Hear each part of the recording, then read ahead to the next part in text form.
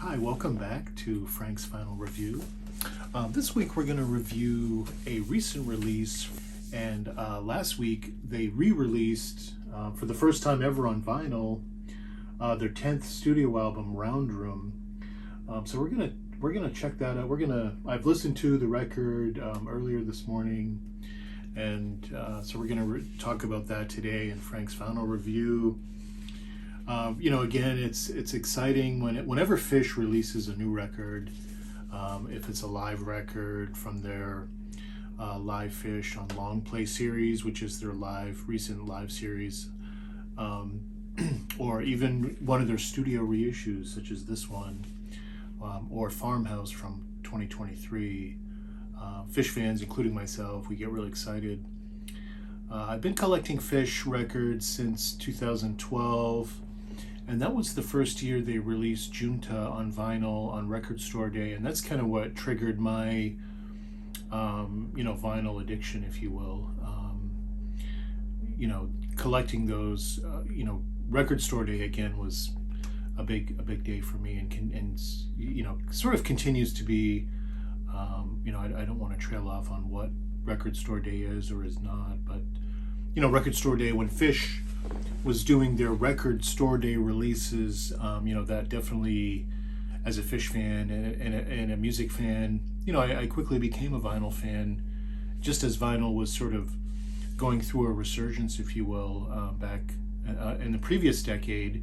And again, I started in 2012, and a lot of folks like myself were sort of getting on that vinyl bandwagon, if you will, and it continues, right? I mean, vinyl continues to outsell other mediums, so it's kind of interesting. So Phish, for whatever reason, kind of got off their RSD schedule and just started releasing stuff whenever they wanted to, or they release a lot of archival stuff. They release box sets. They release shows that you can download on Live Phish, their website.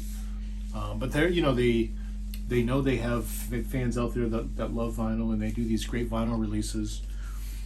So this album, again, it was the first time released on vinyl. When they released this album, it was recorded in October of 2002, and then was released in early 2003, and maybe even December of 2002. But this was after a 2-year hiatus, so myself and other fans were very excited to hear that Phish was back in the studio making another album, their first studio album since Farmhouse, which had been recorded 2 years prior in early 2000.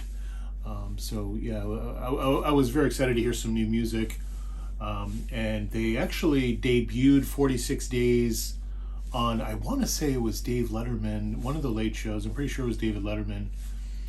So that was the very first sounds that I heard from Round Room, was on that 46 Days performance on the Late Show. It was either the Late Show or Saturday Night Live, one or the other. It may have been Saturday Night Live. I can't remember exactly, but anyway, an exciting time. And then they did the New Year's Eve. They were back at Madison Square Garden for one show on December 31st, 2002, and they played for the very first time some of the songs that appear on this album, followed by a 3-night run at the Hampton Coliseum in Hampton, Virginia, and they continued to play songs off this record. So let's jump right into Phish's Round Room. So the opening song is called Pebbles and Marbles, and I first heard this song going back in March. Well, it was actually a bootleg from March 1st of 2001, when Trey was touring with his solo band, not the trio. By this time, Trey had expanded his solo band with horns. So they had done an East Coast tour, and I happened to find a copy from the March 1st, 2001 show down in Atlanta. And one of the songs from that show was called Nothing But an E Thing, and essentially it was Pebbles and Marbles with no lyrics, right? It was just an instrumental. So when I heard Pebbles and Marbles for the first time, I'm like, oh, that's Nothing But an E Thing, So my ear was already used to the instrumental version, if you will. So it's kind of fun to talk about the lineage of the song. Like a lot of Phish songs, like I'll just use Mama Dance for an example. It started off as an instrumental, Black Eyed Katie, on the Fall Tour 1997. They debuted that in Las Vegas, November 13th, 1997, Black Eyed Katie, and continued to play it throughout the remainder of 1997. And then debuted as Mama Dance in June of 1998 in Copenhagen. Same structure as Mama Dance, just with lyrics. So same thing here with Pebbles and Marbles, right? It starts out as an instrumental, and then we hear it as a final song. We hear Page really early on here, and then again, this was recorded at Trey's barn, probably, at this time, Phish's creative womb, right? These guys, they recorded in Bearsville Studios in New York for Billy Breathes and some other stuff. They had recorded in Hollywood for Hoist, and smaller studios in and around Burlington in their earlier years, but they had evolved to a point where they, Trey built the barn, and so this is where they felt most comfortable. Not too far from their homes. In rural Vermont. That's really where they play their best, probably. So we hear a nice Page early on. I noticed right away John Fishman. He's playing some really nice stuff underneath. This song. It's like at this point in Phish's career, Trey has 2 daughters. I think Page had some children. Fishman was just about to have children with his wife. And I'm not sure if Mike had children at this point, perhaps not. But, again, there was this sort of a shift in terms of their lyrics. And so having children sort of plays into that. And so Pebbles and Marbles kind of had me thinking along those lines. In terms of Trey, maybe Trey was playing with his kids outside, and so that was interesting. Mike is kind of low in the mix, and I thought the mix on this song was kind of interesting. It was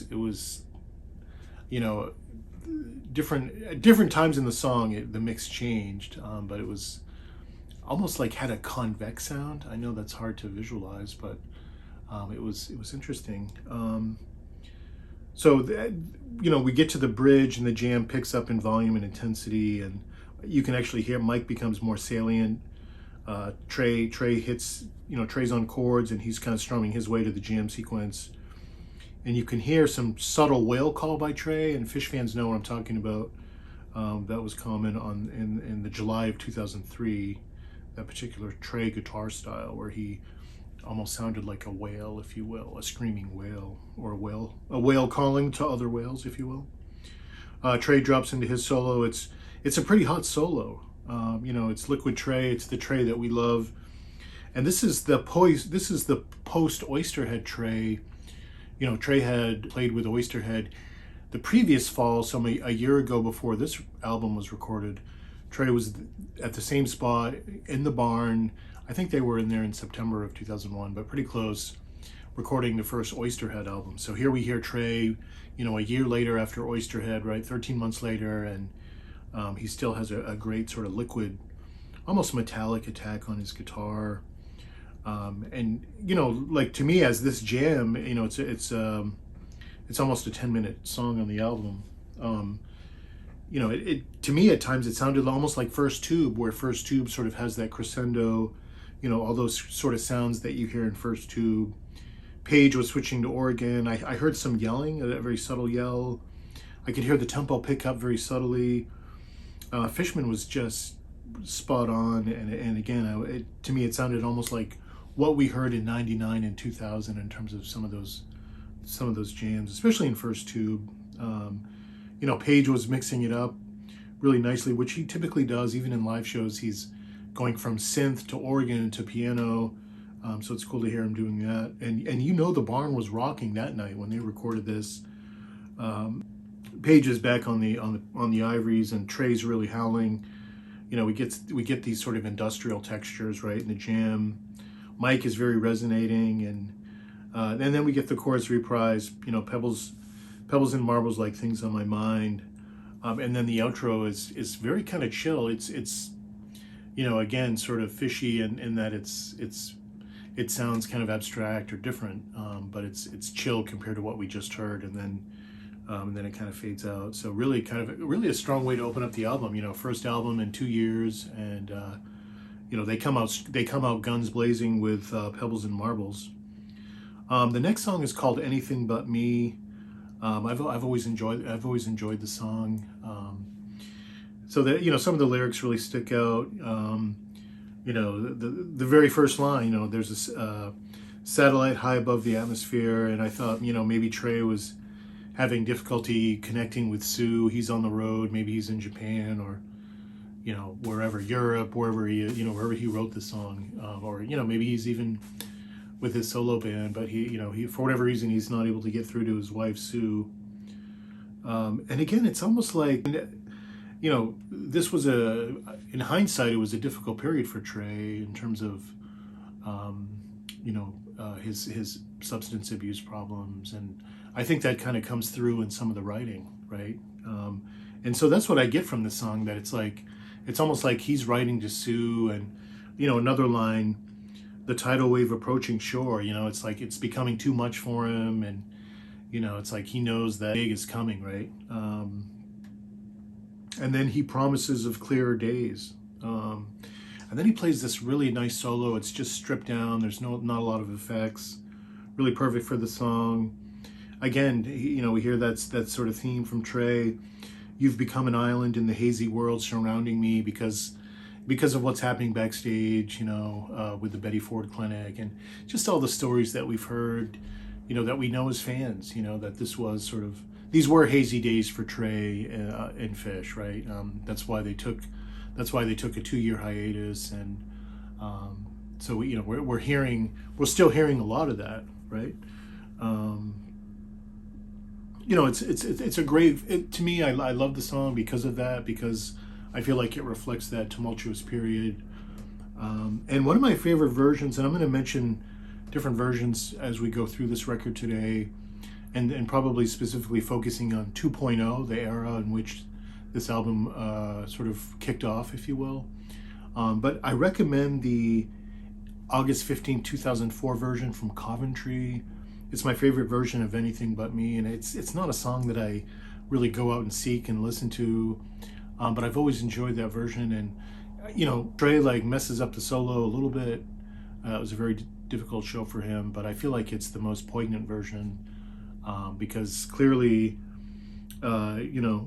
he was, Sue probably was an island in the hazy world surrounding Trey at Coventry. I mean, that was like the peak of all their haziness. That's why they got done. That's why Phish went on a 4 or 5 year hiatus, right? So anyway, getting back to that, I just love that song, and there's so much good stuff in there. So the next song is called Round Room, the title track from the album. This one was written by Mike Gordon, and this one's got some kind of trippy Page. The intro, it's kind of an interesting expression by Page. And I read this in interviews from Mike. I believe Mike said, that Trey, Trey's guitar line in this song Round Room, it does sound very African. So it's kind of cool. And, there is sort of a Ivory Coast vibe here on this song. I love the bridge and some of their dreamier lyrics, where the spirit is found, and to a garden that's round. I mean, this is classic Mike. And then there's some great instrumentation by everyone after that sort of bridge section, if you will. I mean, this is Phish playing as one in the studio, and then they go back into the main theme. I thought I heard some subtle trombone, and that may have been Fishman, just a quick little honk there. And then again, Mike's doing the outro vocals, and then we hear Page come back in with that organ piece again. So that's kind of a cool way to end it. So that ends side one. Flipping over to side two, this side two opens up with Mexican Cousin, and I wasn't really a fan of this song. I didn't really listen to it that much, and it's a song about tequila, and I'm not really into I'm not a huge drinker per se, so it never really appealed to me on that level. And it starts right off like with a big rock peak, you know, like Trey's guitar is just cranking and driving. And I mean, musically, I really like it, right? It's got a great little structure, and, you know, Trey's guitar soloing and playing. To me, I was like, wow, this sounds like the Rolling Stones. And you're going to hear me repeat that over the course of this review. But to me, they sounded like this is like a Rolling Stones song, right? This is Phish as the Rolling Stones. You know, it has that sort of Sticky Fingers slash Exile on Main Street vibe, if you will, right? You know, these sort of dirty, crunchy, country, bluesy rock guitar riffs, if you will. So that's kind of what I got from that. You know, again, lyrically, I'm just not into the Mexican Cousin Tequila, you know, thing. But musically, I think it's a great song, and I thought it was fun. I mean, hadn't paid much attention to it up until I heard this today, and you know, I really enjoyed it. So I'm kind of interested to hear some more live versions, because I thought they did a great job here. And so the next song on the album on side 2 is called Friday, and again, this is another mellow song. Trey leads in. It's almost, you know, he leads in with the storyline. And then Mike has the next vocal, and he asks, you know, why is there pain? And again, it's like these childlike questions. Why is it Friday today? The name of the song is Friday. One of the lines, why is it Friday today? You know, and again, these guys have kids. These are conversations maybe they're having with their children. Page, he gets a shot at the vocals as well. There's a pretty mellow jam, right? And they just kind of play off the main theme. And Trey continues with that sort of Rolling Stones vibe. Page is on the organ, and he switches back to the piano. Mike and Fishman are holding it down really nicely, and then that's a quiet ending. But you know, again, a song that I hadn't really paid much attention to in terms of a live setting, but it definitely works well here and continues that sort of Rolling Stones theme. The next song is called Seven Below, and I really love this tune. This is one of my favorite Phish songs. Both the studio version when I first heard it back in early 2003, and just live versions, right? Live versions from 2003, 2004, and leading all the way up to the present. We'll talk about some of those. So this one starts off. It's got a killer beat by Fishman. And, you know, it's got this just real funky groove, kind of haiku lyrics, you know, blue crystals of snow, seen several kinds, through Seven Below. You know, just kind of very simplistic lyrics.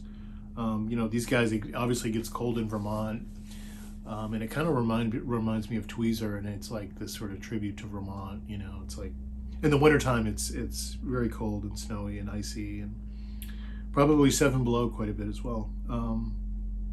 So there's some nice dual lines by Trey and Page during that sort of break, if you will, and I love the keyboards by Page. Really nice lines by Mike too. You can hear Mike playing some great stuff here. You know, Trey leads in, and just to kind of show us where they can take this tune live. He's playing he's playing with a little more restraint, just kind of noodling subtly, and you can hear a little wah-wah kicking in. He's just kind of spinning some lines. Page is actually playing very intently here on the piano, you know, really comping intently. Again, killer Mike, and Trey starts to add some color via chords. Mike's playing very boppy, I thought, and there's just sort of this howling vibe underneath, you know. It's almost like there's a storm outside, you know, these guys are just, you know, cranking it out, and almost like they're mimicking a nor'easter, right? Like it's just howling winds outside the barn, you know, almost like a jet engine sound, if you will. And then we hear some kind of modulation, and we get into more of a fishier atmosphere, if you will, where the music kind of opens up even more, and this is where it gets really good. And they from there they segue into sort of more ambient tones, and then they go back into the main theme, and then the tape kind of cuts. So I liked how the jam ended. You know, I'm sure that, you know, kind of shows us where they take this song live. and lots of great live versions out there. I mean, I'll just throw a couple at you. One in particular from June 25th, 2004 from Deer Creek. The first, 7 minutes of that jam, some of the best Phish I've heard, especially in this song. And then more recently, the version from the Baker's Dozen in 2017 on the first night when they debuted the whole run with Shake Your Coconut. I thought they played a really nice version of Seven Below, and it doesn't get too far out there, but the jam opens up very nicely, and it's got that classic Baker's Dozen Page synth sound, if you will, that really sort of defines the sound of that run. So that's just two versions. The next song on the album is called Mock Song, and so this is a new song from Mike, his second song on the album after Roundroom. So it's always nice to hear Mike with some of his new stuff. And the lyrics, this is just a mock song. And, I was sort of leaning into that Stones vibe because this is sort of a simplistic tune. And then you hear Trey, he's playing some more major pentatonic lines. And again, that just sort of reinforces that Rolling Stones vibe that I'm getting on this album. So that was kind of interesting. Moving on to side 3 now, and we hear 46 Days, and a lot of us, this was the first song that we heard on the album, right? The Saturday Night Live performance or the late night show, I forget which one. But we were, I was familiar with the song from that. And just to reinforce again, it's just this theme, right? The Rolling Stones theme here. I mean, I thought this song, and I used to, I've played this song, and I've played it in bands. I've covered this song, but it reminds me of the Rolling Stones song "Slave." I wanna be your slave. It has a similar structure, again, just reinforcing that Stones vibe, if you will, on this album. I love the cowbell from Fishman here. It's like swampy Phish. They get a really nice groove going. Page on the organ and kind of emphasizes that Big Easy vibe. Trey's pretty solid in his first solo, and he gets kind of chunky and is building a little bit of tension before we get back into the chorus. And Fishman's killing it, and we just hear that chorus reprise over and over. 46 days and the coal ran out. It's just sort of a fun rock song. Trey drops into his solo proper, and Fishman's really hammering down on the kit. Page back on the organ, and Mike is funking it out pretty nicely. It's a truncated studio jam. They kind of wrap it up quickly, but again, we know where they take this live. So for example, the first night at Hampton on the January 2nd, 2003, they play a really nice version of 46 Days. I recommend that. And then at the end of the 2003 summer tour, they play, a 40-plus minute version at the IT on August 3rd, 2003. And I was there for that show. But they play an extended 46 Days, and that one almost, has sort of some themes from the previous night's Tower Jam. I mean, it's pretty out there. It's some really beautiful stuff. So I recommend those two versions. And 46 Days continues to light up sets. I've seen Phish a few times over the last few years, and 46 Days always shows up. It seems like no matter what show I go to. The next song is All of These Dreams, and to me this one opened up kind of like an Allman Brothers tune.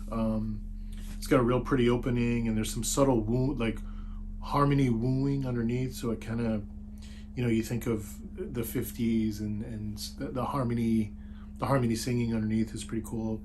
There's some nice tempo here, and I thought Trey's guitar sounded really nice here, and there's really, some uplifting music to kind of go with the uplifting lyrics, and to me it's almost like a song about enlightenment.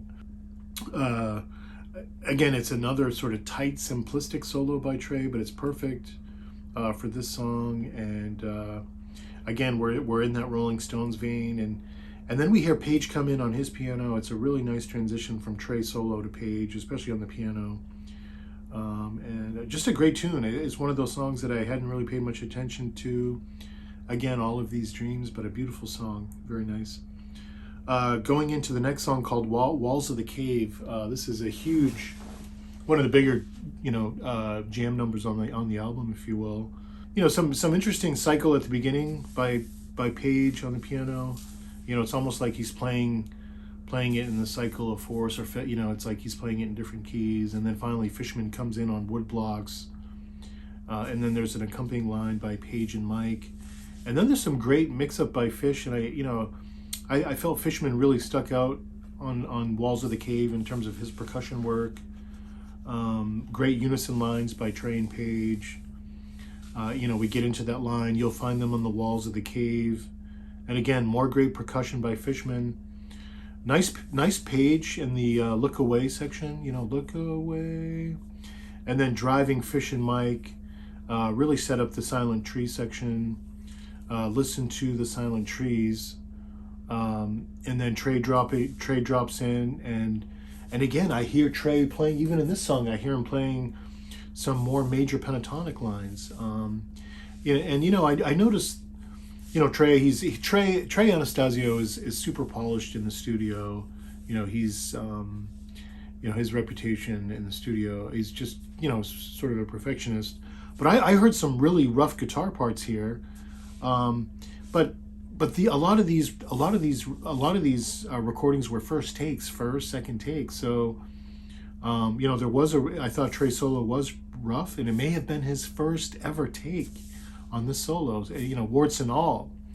And then, they smooth it out later on. Well, they smooth it out here. In the next section, we hear Page almost sounding like Jerry Lee Lewis, again, Stones, right?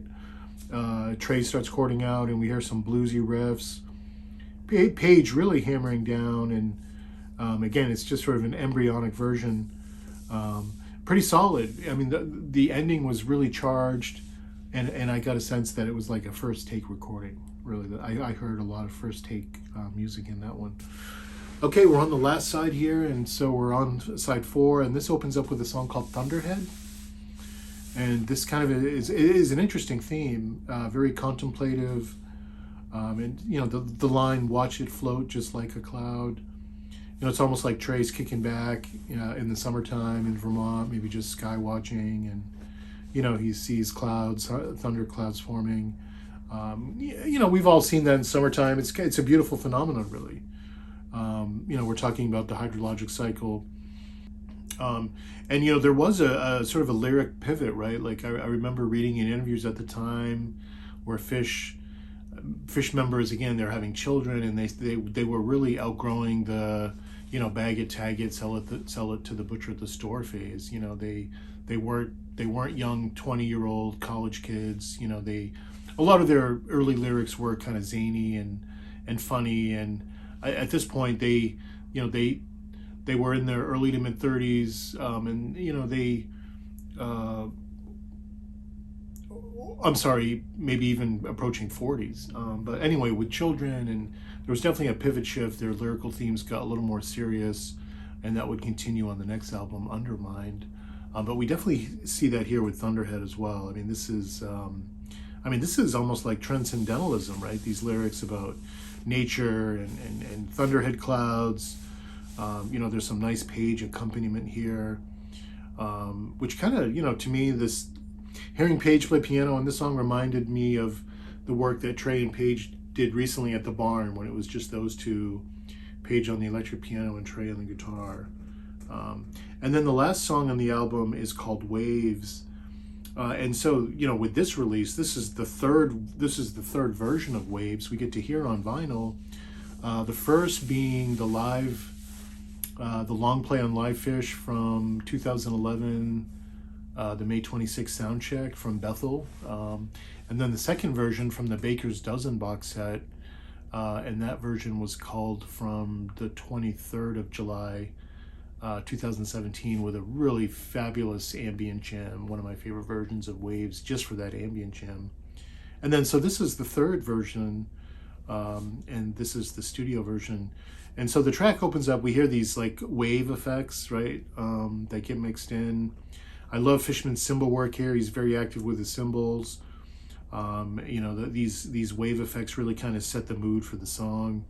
There's really nice interplay with Page and Trey, and these guys just create a really nice pocket. You know, I'm getting these sort of aqua visions, aqua visuals, if you will, and that's before they segue into the first verse. So kind of a nice opening jam there.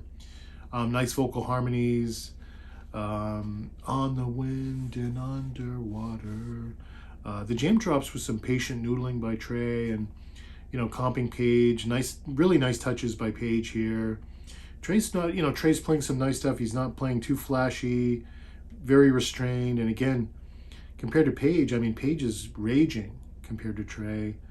Trey starts to open up a little more with effects, and he's hitting some chords harder and trailing while Page is all over his piano, literally.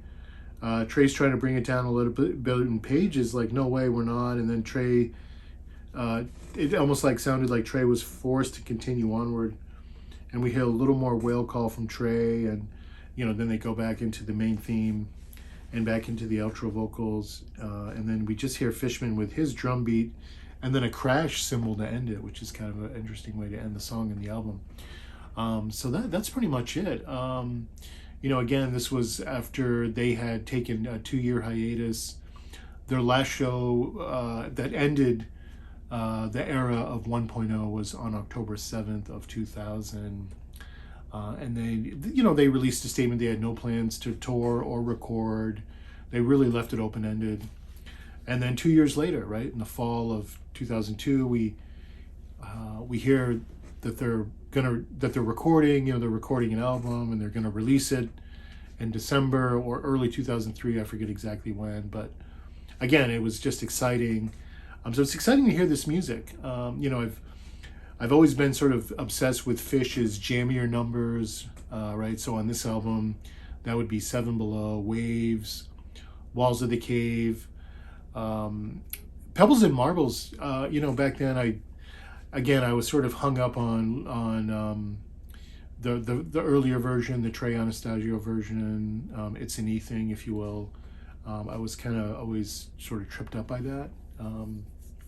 But those other pieces I've always enjoyed. But you know, this time around, hearing some of the ballads, you know, like Friday and Mexican Cousin and All of These Dreams, it was nice to hear these other songs. You know, I heard them in a different light. And again, you know, in conclusion, I feel like that this is Phish's Rolling Stones record, right? So you have these slower songs. Trey's playing a lot of major pentatonic stuff.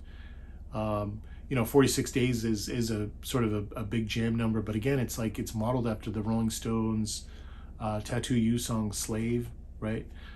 So it's just got this, and I never really thought about it this way, but I feel like Round Room is Rolling Stones Phish, right? You know, there's all these Rolling Stones influences, and you know, they would cover Exile on Main Street in 2009, but that was a long way off. You know, that was 7 years away. You know, I think they've always been Rolling Stones fans. You know, obviously they covered Loving Cup. They cover, you know, they would infuse Can't You Hear Me Knocking in a lot of Weak for Pa groups, for example, and some other stuff. So that Stones influence has always been there with Phish. And again, I feel like that's what we hear with that. So yeah, I'd recommend this album. You know, it's fun to listen to, especially if you're a Phish fan. Again, their 10th studio album, and definitely check out those live versions I mentioned. You know, I didn't mention a live version of Waves, but that's okay. The two vinyl versions that I mentioned are live, and I recommend those too. I guess if they're, yeah, I guess I would recommend the version from August 3rd, 2003, the It version as well. That one's got a really long ambient jam that really foreshadows the Tower jam. And I wanted to show some of the pictures. These are the pictures of Phish recording this album in the barn, just to give you an idea of what it's like there at the studio for those guys, you know, recording. These are black and white. Some pictures taken by Mike Gordon. And the inner sleeve has a nice color picture of those guys taken high up from the rafters. Hopefully you can see that. So yeah, great album, and so very excited to talk about Phish as always. So So thanks for tuning in, and look forward to seeing you guys next time, and have a great rest of your weekend. Thanks. Bye.